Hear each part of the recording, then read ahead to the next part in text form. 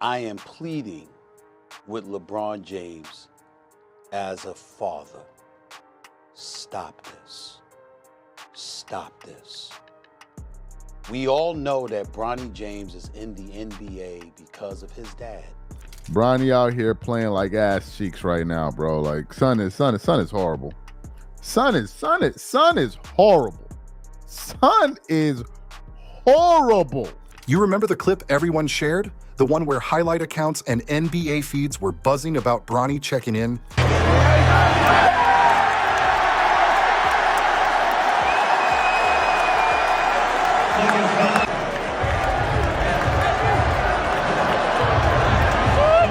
That's the thing. The moment got promoted harder than the actual game did. The Lakers showed up and got handled by the Suns 103-81, a 22-point preseason loss. And yet the narrative quickly zipped to Bronny's historic storyline and highlight reels instead of the team's flat performance. Big Yam, that's their China's biggest. Connect, catch, shoot with the clock winding up. Oh, Bronny! Here's the cold, verifiable part. Bronny played 24 minutes in that opener, attempted 12 field goals, and made exactly one of them, a three-pointer, finishing 1 for 12 from the field, 8.3%, and 1 for 8 from deep, 12.5%. Those are not hot takes. Those are box score facts. Austin Reeves, meanwhile, finished with 20 points and was one of the few Lakers who actually looked like a pro on the floor that night, yet the clipping and the talk turned quickly to Bronny. So you always have to be aware of where he is when the rebound comes off. Here's Reeves going all the way to the basket, something he does really as well as anybody. 2 nights later, it wasn't any better for the eye test. Bronny checked into Game 2 for 23 minutes and stat lines that read like a cautionary tale. 5 points, 3 rebounds, 3 assists, but also 5 turnovers. Those turnovers stood out. 5 in a 111-103 loss to Golden State, and the box score doesn't fluff this up. Preseason or not, those numbers matter. Turnovers, poor shooting, and minutes that seem out of proportion to the production raise an honest question. Why is he getting this many minutes right now? That's where the TV bench starts to heat up. Charles Barkley, who has been blunt about Bronny's trajectory for months, didn't mince words. He should be in the G League. You don't get better sitting on the bench, he said on the Dan Patrick Show, and later called the Lakers' handling of the situation stupid and a bad look. Do you think everybody on the Lakers is fine what LeBron did for his son?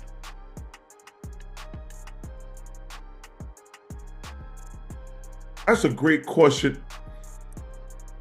I don't think that matters. He did it.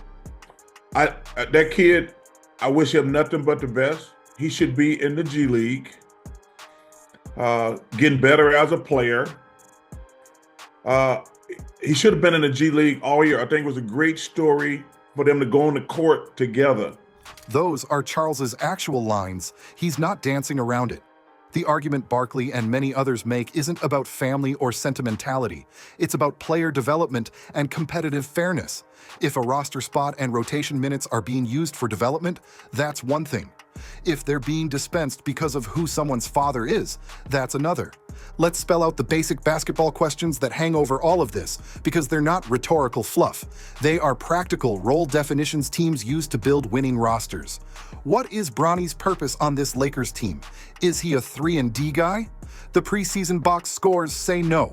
You don't shoot 12 shots and make one and call that efficient spacing. Is he a defensive stopper? At roughly 6 feet 2 inches, and while showing flashes of effort, he hasn't displayed the physical tools or the consistent on-ball defensive profile that would make him a true net-positive defender against NBA wings. Critics point to the idea that the Lakers are treating roster construction like a sentiment project instead of a competitive blueprint. Some of that critique comes from inside the broadcast world, and a lot of it comes from fans. The data from these 2 games gives that critique its teeth. Maybe he gonna have a bounce back game. Yo, Bronny James sucks, man.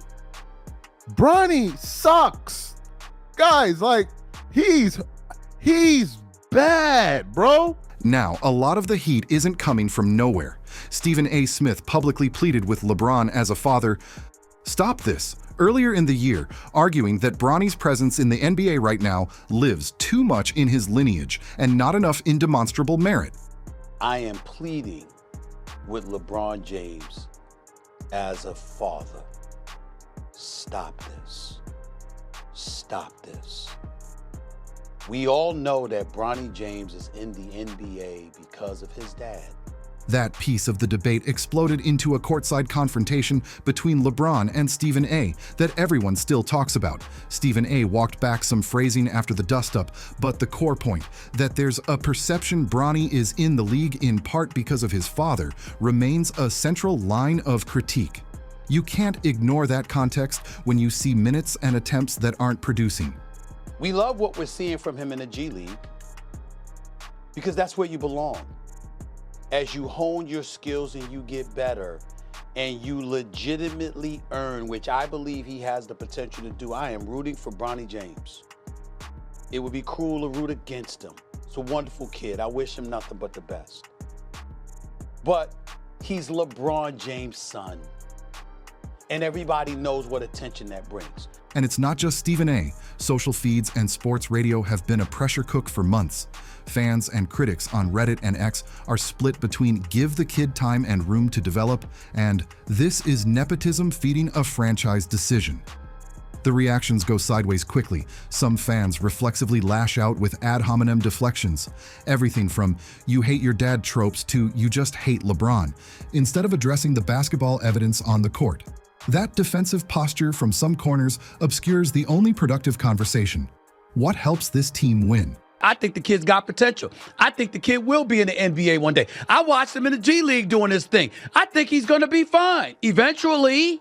The box scores from the Suns and Warriors preseason games give one set of answers. LeBron's status as the best player in a generation gives another set of stakes. Both are real, but conflating them shuts down honest critique. You'll hear people say, Bronny's still young, he's improving in the G League. That's also true. There's documented improvement in South Bay and flashes of athleticism that suggest there's a player worth developing. Coaches and insiders routinely point to G League minutes as the right step for younger players. The counter is, when you see a 1-for-12 performance in an NBA audition and then hand the same player 24 minutes, or when he follows it with a game where he logs 5 turnovers, fans and analysts aren't being irrational. They're reading the data and asking why available minutes weren't given to someone who showed rhythm and efficiency that night. Looking at you, Austin Reeves. JJ Redick, the Lakers coach, did publicly praise Bronny's growth and comfort with the ball after the Suns' loss, calling him a totally different player from a year ago and pointing to G League work as a reason. That's the other side.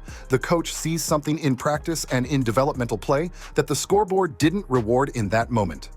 Now listen to this. He is so much more comfortable and confident as a player, Redick said. Skill-wise, read-wise, all of those things have improved. But there's a big difference between improving those things in an individual workout and small group settings and then doing it 5-on-5.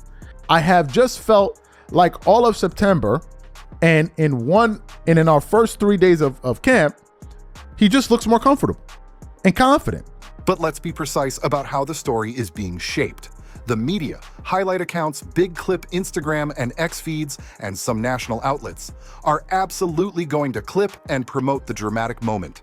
A putback dunk at the Chase Center, a made three, a father-son check-in moment. Those clips travel fast, and highlight houses will monetize them with ad impressions and clicks. The problem comes when the highlight packaging becomes the story, and the larger context, a blowout loss, inefficient shooting, 5 turnovers, becomes an afterthought. Clip hubs are doing their job. They sell engagement. But that engagement often amplifies the sentimental storyline at the cost of rigorous evaluation. I'm really confident in myself right now, so I'm ready to go out there. Everything is paid off. All the work, all the late nights, all the early mornings. If you want the cleaned up narrative, you'll see the clips. If you want the basketball truth, you need the box scores. And yes, there's a real accusation that's been made in multiple places. If Bronny were not LeBron's son, would we even be having this debate at NBA TV levels? Would the same accounts have pushed the same clips? Stephen A. explicitly framed the argument around that question earlier in the year, saying Bronny is in the NBA because of his dad. And that's a line many fans repeat. That's not a conspiracy theory. It's a chain of events. High-profile father, historical roster move, unprecedented father and son minutes. It garners attention by design. What matters for the Lakers' success, though, is whether the minutes being allocated lead to wins. On that simple scoreboard, these 2 preseason games don't make the case for Bronny getting rotation minutes over players who produced on those nights. Then, you get the defensive media choreography. Some hosts and analysts have been careful to soften critique, sometimes because they have relationships within the league, sometimes because they have to balance being critical with the optics of criticizing a young player and a superstar father, and sometimes because an emotional father like LeBron can push back hard. Remember the courtside exchange with Stephen A?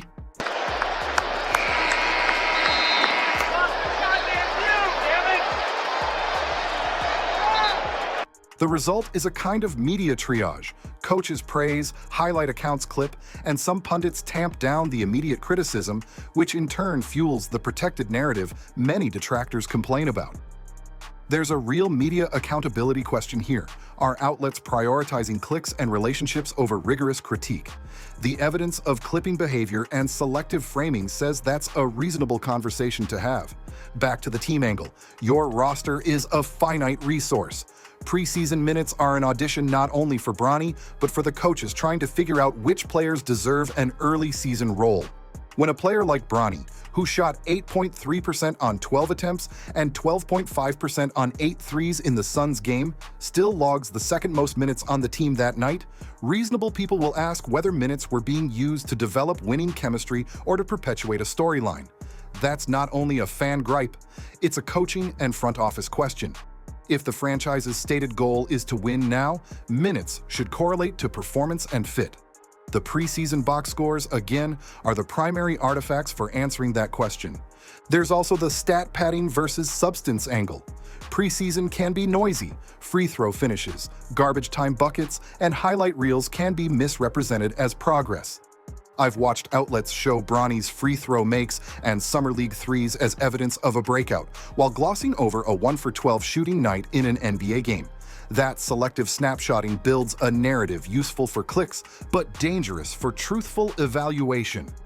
If you want to know if a player belongs at this level, you place the box score, the turnover count, the shot selection, and defensive impact under a microscope, not just the clips with crowd noise and replay loops. Bleacher Report, NBA social feeds, and highlight hubs all play a role in amplifying the clip-driven story. So where does that leave us? You get 2 competing truths. Coaches and some teammates publicly praising Bronny's growth and comfort, pointing to G League work and practice habits, and outside observers and box scores, pointing to a mismatch between minutes and production in 2 preseason games. Charles Barkley and others aren't inventing this. They're reading the same numbers everyone can pull up. If the Lakers want to shut the critics up, the path is simple. Give Bronny a clear developmental plan that puts him in situations where he succeeds, G League reps, defined roles, or play him when he demonstrably earns minutes by efficiency and clean decision-making. Do neither, and the noise, both defensive fandom and sharp criticism, will keep growing louder. Finally, to the fans and the media, criticism is not hate. Questioning minutes, shot selection, or roster priority decisions is what keeps franchises honest. If someone's early reaction is to blur that into a family attack, you've already moved past basketball into tribalism. The better argument is the one backed by numbers and consistent standards. If a player produces efficient winning basketball, he plays. If he doesn't, he develops elsewhere.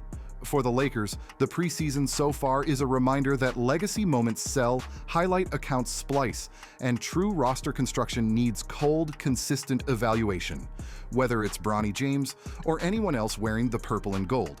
You decide what you want the Lakers to be, a franchise that uses its roster slots to chase storylines, or one that uses them to chase wins. Right now, the preseason box scores give you the evidence to make that call. The rest, the clip reels, the trending posts, the hot take defenses, is entertainment. But when games count, the numbers matter. Period.